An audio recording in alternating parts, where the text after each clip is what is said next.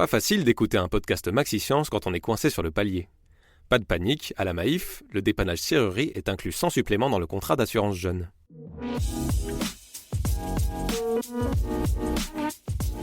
Un rocher naviguant sur un flot de lave, un astéroïde visible à l'œil nu et un squelette qui a retrouvé toute sa tête. Bonjour à tous, voici votre concentré d'actualité scientifique pour ce 30 juin.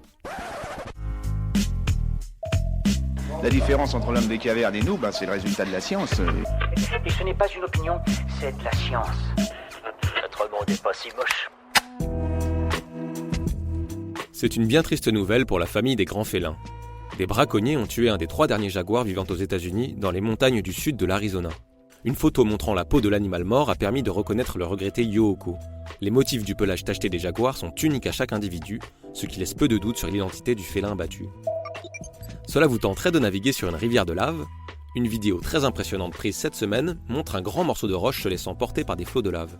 Ces images proviennent des environs du volcan Kilauea à Hawaï, entré dans une violente éruption depuis mai dernier.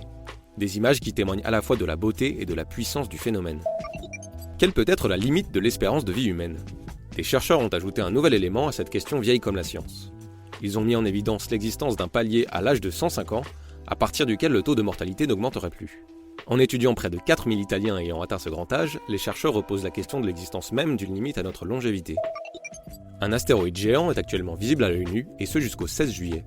Il se nomme Vesta et possède une surface inhabituellement brillante. Celle-ci lui permet d'être repéré dans des zones dénuées de pollution lumineuse, et depuis notre hémisphère, il est à chercher près de la constellation du Sagittaire. Une bonne occasion de sortir ses jumelles. Super, j'adore. Alors écoute-moi bien, je vais essayer d'être clair avec toi. Ouais, génial. Un vol Londres-New York pourrait ne durer que 2 heures dans le futur. C'est en tout cas le souhait de l'entreprise aéronautique Boeing qui a annoncé le développement d'un avion supersonique. Il succéderait au Concorde, le dernier avion de ligne à avoir dépassé la vitesse du son. Les premiers vols ne sont toutefois pas prévus avant 20 ans. Une victime de la catastrophe de Pompéi n'est pas morte aussi spectaculairement que prévu.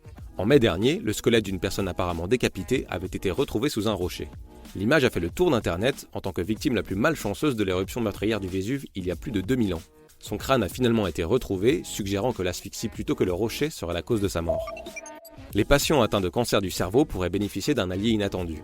L'utilisation d'un virus de la polio génétiquement modifié aurait augmenté l'espérance de vie de personnes ayant une tumeur au cerveau. En inoculant directement le virus dans la tumeur, celui-ci déclencherait une réponse du système immunitaire bénéfique pour la lutte contre la maladie. Le prochain télescope de la NASA n'est pas prêt d'être lancé. L'agence spatiale américaine a une nouvelle fois repoussé la mise en service du télescope James Webb. L'engin imaginé dès les années 90 devait être lancé en 2010, mais a été reporté au fil des ans. Le lancement est cette fois annoncé pour mars 2021, pour ce télescope censé être 100 fois plus sensible que son illustre prédécesseur Hubble. Et voilà, c'est tout pour aujourd'hui. Nous vous disons à demain pour un nouveau concentré d'actualité scientifique. Voilà. Il ne reste plus qu'à vous remercier de votre attention. Au revoir.